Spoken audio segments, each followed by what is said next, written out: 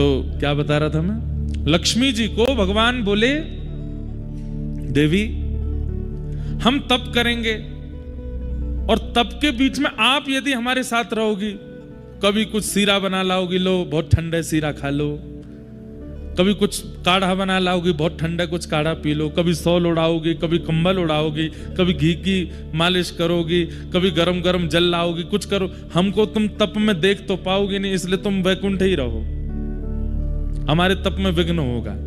यहाँ के सेवायत बद्रीनाथ भगवान के स्पर्श करने वाले रावल जी को भी अधिकार नहीं है कि वो विवाह करें, वो भी आजीवन जब तक बद्रीनाथ भगवान की सेवा करेंगे वो भी ब्रह्मचर्य में रहेंगे, क्योंकि तपस्वी की सेवा ब्रह्मचारी ही कर सकता है।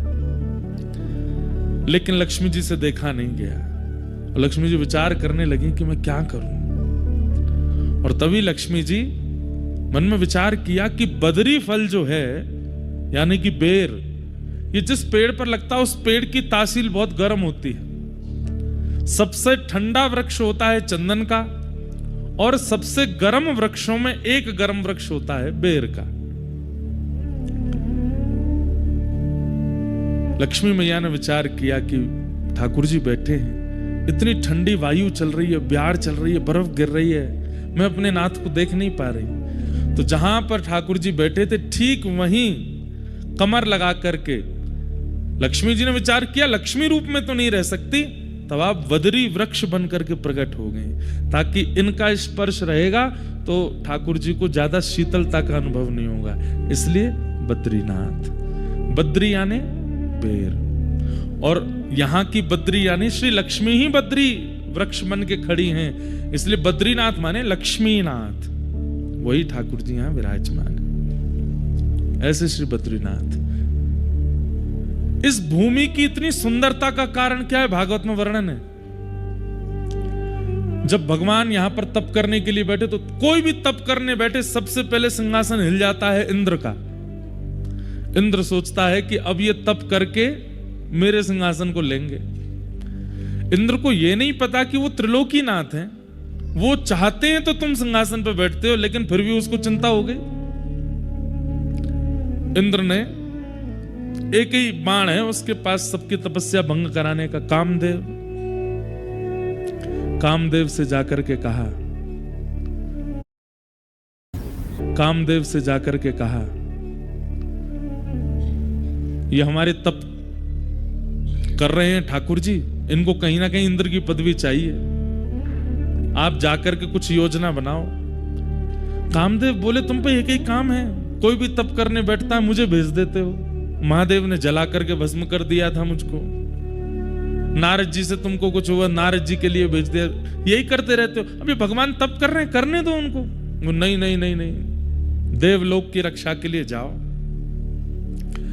तो कामदेव जब आता है, कोई ऐसा नहीं कि वो पुरुष, वो माहौल बनाता है ताकि चित्त में काम का प्रादुर्भाव हो। और माहौल के लिए उसने क्या किया, सुंदर पवन बहने लगी, सुंदर सुंदर वृक्ष प्रकट कर दिए इन पर्वतों पर, ऐसी सुंदरता फैला दी। यहां थोड़ी दूर पर फूलों की घाटी है, हेमकुंड साहिब जाते हैं वहां पर, ऐसे सुंदर पुष्प हैं, विश्व के सबसे सुंदर पुष्पों की घाटी है यहां पर। कामदेव ने सुंदर पुष्प, सुंदर वृक्ष, सुंदर सब कुछ व्यवस्थित कर दिया कि देख करके सबके चित्त में काम प्रकट होने लगे। लेकिन ठाकुर जी की तपस्या को भंग नहीं कर पाया। ठाकुर जी तो मंद मंद मुस्कान लगे, कोई बात नहीं, अच्छा है हमारे आश्रम को, ये भगवान का आश्रम है, बद्रिकाश्रम, एक प्रकार से आप ठाकुर जी के आश्रम आए हो। बोले अच्छा है, हम तो तपस्या में बैठे हैं, सेवकगण है नहीं, बढ़िया कामदेव पूरे आश्रम को सजा रहा है, अच्छा है सजा लो। एक बाण चलाया वायु का, दूसरा बाण चलाया सुंदर वातावरण का, लेकिन तब भी ठाकुर जी का मन बिल्कुल विचलित नहीं हुआ। तब उसने तीसरा बाण चलाया, सुंदर सुंदर अप्सराओं को भेज दिया। कोई नृत्य कर रही है, कोई गा रही है, कोई श्रृंगार कर रही है, कोई ठाकुर जी के लिए प्रसादी बना रही है, सब ठाकुर जी को चारों ओर से घेर ले। ठाकुर जी मंद मंद मुस्कुरा रहे हैं देख करके, बढ़िया है, आनंद करने तो। अनेक प्रयास करने पर भी जब ठाकुर जी की तपस्या भंग नहीं हुई, कामदेव ने सबरे बाण चला दिए। अंत तो गत्वा कामदेव आया और चरणों में आकर के क्षमा प्रार्थी हो गया। बोले नाथ, असंख्य वर्षों तक मैं आपको विचलित करने का प्रयास करता रहा, लेकिन आप ना तो विचलित हुए और सबसे बड़ी बात ना क्रोधित हुए। आपको गुस्सा भी नहीं आया, आप मुस्कुरा रहे हैं। मुझसे गलती हो गई, अपराध हो गई, क्षमा कर दो। भगवान बोले नहीं, हमको तो बहुत प्रसन्नता है, हम तो यहाँ तपस्या कर रहे थे, उठना हमारा है नहीं, तुमने बढ़िया हमारे आश्रम को सजा दिया, बहुत अच्छा किया। अब जाओ नहीं, सब यहीं रह जाओ, इस नगर की और इस आश्रम की सुंदरता बढ़ाते रहो। तो ये जो सुंदरता है यहाँ पर, ये जो सौंदर्य है, ये किया गया था ठाकुर जी की तपस्या भंग करने के लिए, लेकिन ठाकुर जी ने इस सौंदर्य को सदा के लिए यहीं पर अवस्थित कर दिया।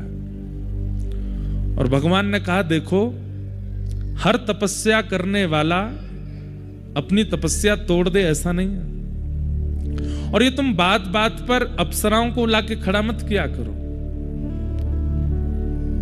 तुम सोचते हो कि हमें अप्सराएं अपने ऊपर व्याकुल कर लेंगी।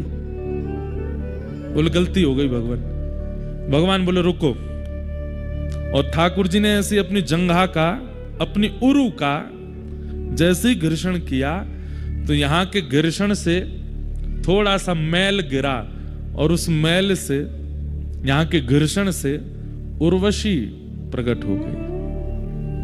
कहते हैं प्रकट तो अनेक अप्सराएं हुई भगवान के ऐसी जंघा का घर्षण करते ही। ऐसी अप्सराएं प्रकट हुई, ऐसी अप्सराएं प्रकट हुई कि इंद्र अपनी अप्सराओं से सबके मन को विचलित करता है, लेकिन ठाकुर जी के जंघा से जैसे ही अप्सराएं प्रकट हुई, स्वयं कामदेव विचलित हो गया। बोले मैंने सुंदरताएं बहुत देखी, ऐसी नहीं देखी। अप्सराएं प्रकट हुई, स्वयं कामदेव विचलित हो गया। बोले मैंने सुंदरताएं बहुत देखी, ऐसी नहीं देखी। भगवान बोले अब तुम जो जिनको लेके आए थे उनको तो यहीं व्यवस्थित कर दो, इनमें से किसी एक को ले जाओ। और उनमें से एक को लेकर के इंद्र गए हैं, वही उर्वशी है, जिनकी आराधना करने से सुंदर पत्नी की प्राप्ति होती है, ऐसा कहते हैं। सुंदर पत्नी की प्राप्ति होगी, सुंदर रूप